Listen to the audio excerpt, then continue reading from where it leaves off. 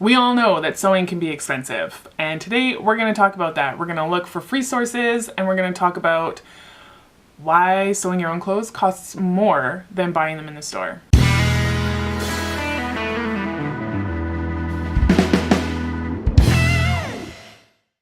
So since starting this YouTube channel a couple of months ago, I've gotten a lot of feedback where people are saying, I would love to sew my own clothes, but it's so expensive. And I hear you, it can be. And I think there was a time when sewing your own clothes was actually cheaper than purchasing them. But over the last 30 or so years, fast fashion has just absolutely taken off. And honestly, it's probably one of the reasons why the fashion industry is the #2 polluter in the world. Because if you're making a shirt for pennies so that you can ship it on down the line and then the store can sell it for $5, probably they're cutting some corners somewhere. And so that's why there is more of a movement to try and sew your own clothes now and to try and refashion old stuff to keep it from going into the landfill. And you see more and more eco-friendly fabric companies popping up, which honestly, none of my fabric in my stash is eco-friendly fabric, I'm pretty sure. Only because most of my stash, if I didn't get it on crazy sale at the fabric store, it was like somebody's grandma's stash that they found in their basement. That said, eco-friendly fabric is absolutely something that I want to be moving more into as I deplete my stash with this challenge. So for now, I am gonna use that stuff because I don't want to just throw it out. That defeats the purpose. But one of the comments that I'm getting from people specifically is that it's the patterns that cost so much. And I feel you, the patterns do cost. And sometimes, you know, I've been getting introduced to a lot of indie pattern companies this year, which I enjoy supporting them. But I'm really strategic about which patterns I will actually pay for, which garments I will just figure out how to make myself. But there's a third option. There are a ton of free patterns online.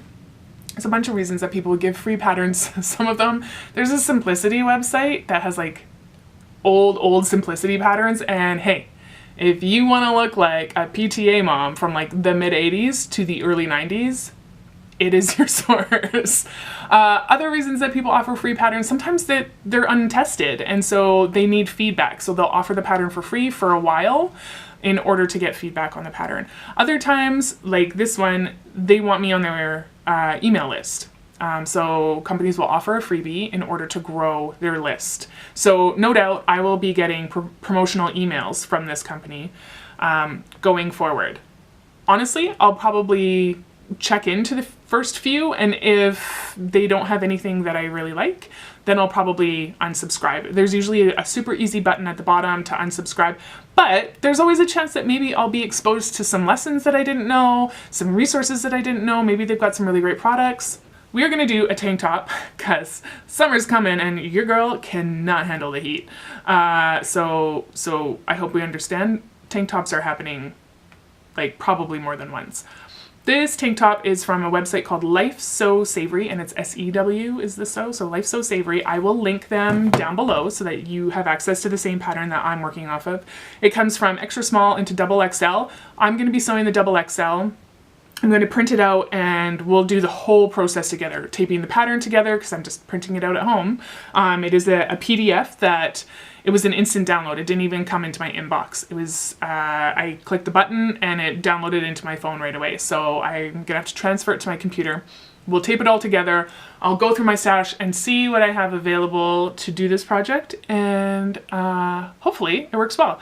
I'm going to review this pattern for you. I'm going to let you know the quality of the pattern, if the instructions were clear and easy to follow, and if the sizing is true to what I'm used to purchasing in the store. And if you guys like this, please let me know, because I think this might be a really cool like monthly series to do of like a free pattern review. So if that's something that you're interested in, let me know below in the comments. If nobody's interested in it, then I might just scrap it, but I'll try it for a few months just to see how it goes over. Yeah, so I think it'll be fun. Let's do it. Right, here we go. So when you print out your pattern pieces, if you're just using a home printer, they look something like this. You can go to Staples or some other print shop and get them printed out. If you get a file that has the pattern on one big sheet, they'll be able to print it for you. However, I have heard of some people having a problem with places like Staples being concerned about copyright and not wanting to print them, and then other people are like, no, I go to Staples all the time. They do it no problem. So it's kind of just to try it and see, but you do have to download the correct file to print it like that. If you just download the typical PDF home printing file, this is what you're going to get, so you might as well print it at home. Once I cut all my, tape all my pieces together, I'm just going to cut it out on the correct line for me. Next, I actually measured the whole pattern, the length of the pattern, to see where it was going to fit on my body, and it was going to be way too short. So then I measured again to where the strap was going to be to my true waist, and then I marked that on the pattern, and I have my pattern lined up with the bottom line straight onto one of my grid lines. Just to keep it a true center line. And then I've used that same measurement to mark it onto my back pattern piece so that I can make sure that when I sew the garment together, it's going to line up perfectly. It wasn't a very hard adjustment to make. Usually a pattern would have a lengthen or shorten line for you to use, and this one didn't. But in this pattern, like I said, it wasn't very difficult. I'm going to be adding 3 inches to the length because it was quite short for me. And you can see I've just have these sheets of paper that are like 3.5 inches wide, and I've marked 1/4 inch on either side, which just helps guide me when I'm taping my pattern pieces to it. And this is literally all there is to it. Don't be scared about having to lengthen a pattern. And then I'm going to use my ruler to mark a new true line on the edge, because when you spread out those pattern pieces, you kind of mess with the line a little bit, so you just need to straighten that up so that it's a nice true line for when you're cutting out your fabric, and that's really all there is to it. Now I'm going to cut my pattern pieces out of my fabric. I have them laid out here, and I have these handy dandy little pattern weights, and they've got little spikies on the bottom so they don't wiggle around on me, which is super fun. And I put my pattern weights in the middle of the pattern so that I can still use my straight edge with my rotary cutter. I'm not gifted enough with a rotary cutter that I can use it without a straight edge. I've seen people like whip around round edges and everything, and I don't know, I would cut my finger off or something, so I have to put my pattern weights in the middle so I can still use my ruler. When it comes to the round edges, I just pin them and cut them with my scissors, and that's what works for me. So you gotta find what works for you.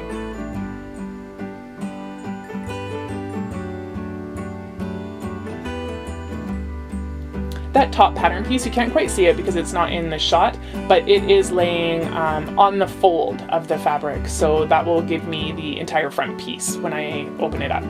Now I'm going to take the 2 back panels and I'm going to overlap the center sections by 4 inches, and I'm just using the grid on my mat to to measure those 4 inches.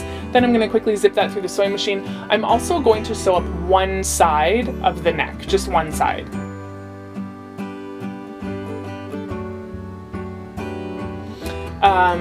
And here I am putting the trim on. This is trim that it's just the same fabric as my shirt. I had it left over from another project, so it's just 1 inch and it's pressed in half.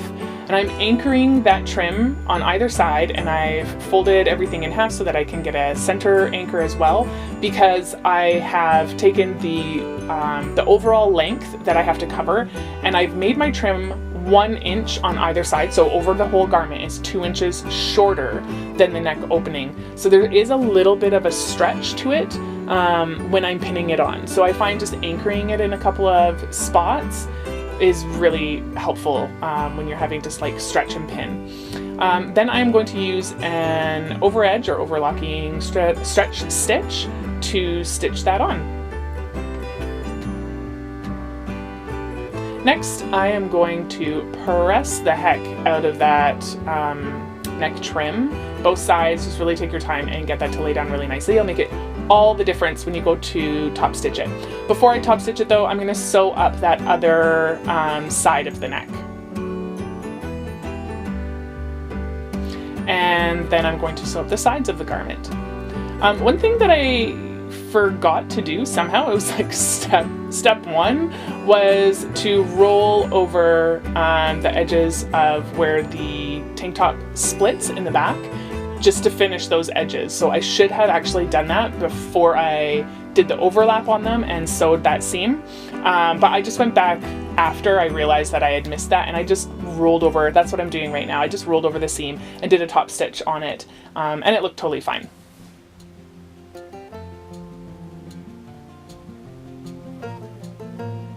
Now I'm going to do the armholes. It said in the instructions to just roll the raw edge under and top stitch it, so that's what I did.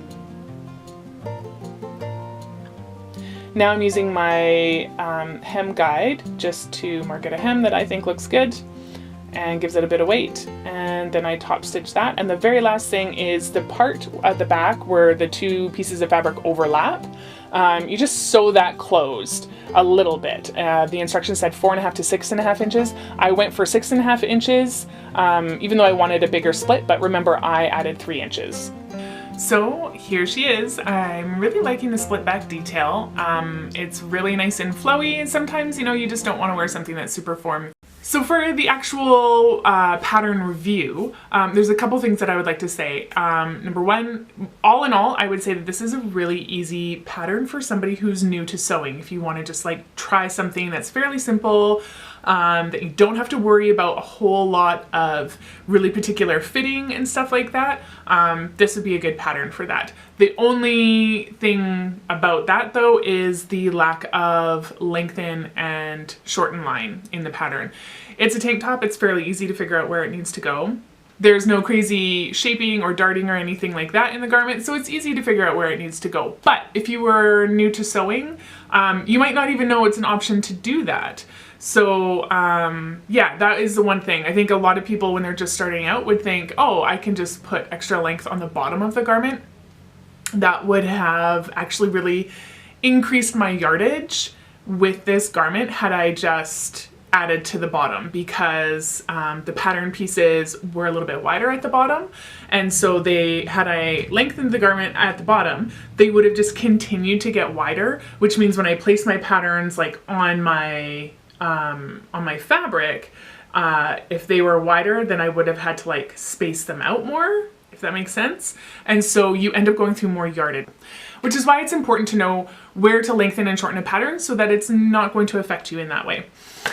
So yeah, that was the one thing that I did want to say is, for sure, I wish that it would have had that line. Number two, the directions said to fold the raw edge under for the arm openings and just top stitch it. I think I might even actually go back and put the same kind of trim that is on the neck, just because I'm finding this not quite finished enough for me, for my taste. So I'd probably actually just shorten them a little bit and then put this kind of trim on. And that's just a personal preference thing. The other thing that I would say is that the pattern, the directions, there's no like PDF printout for the instructions. You go to the blog, which makes sense, right? The pattern is being given for free to get blog traffic. And the nice thing about it being on the blog is that you're gonna get more photos that way. So again, if you're just starting out, it's a little bit more helpful than to just have like a written set of instructions. However, I personally like to keep the written instructions because I keep my patterns in case I want to make them again. And what happens if she stops blogging or just takes down that post or takes down the blog altogether, then I can't find the instructions. So there was no, like, that I could see, no easy, like, printer friendly version of the instructions, but maybe I missed it. I'll go back and look. Yeah, all in all, like I said, this is a great pattern if you're just starting out sewing and it's a free pattern. Please let me know in the comments if reviewing these free patterns is something that you think I should keep doing, because I want to, yes, I'm out this year to like start my handmade wardrobe journey, but I also want to do things that are useful for you guys. So please let me know if this is something that you want me to continue doing. Other than that, do all the things like share, subscribe, and I will see you next week.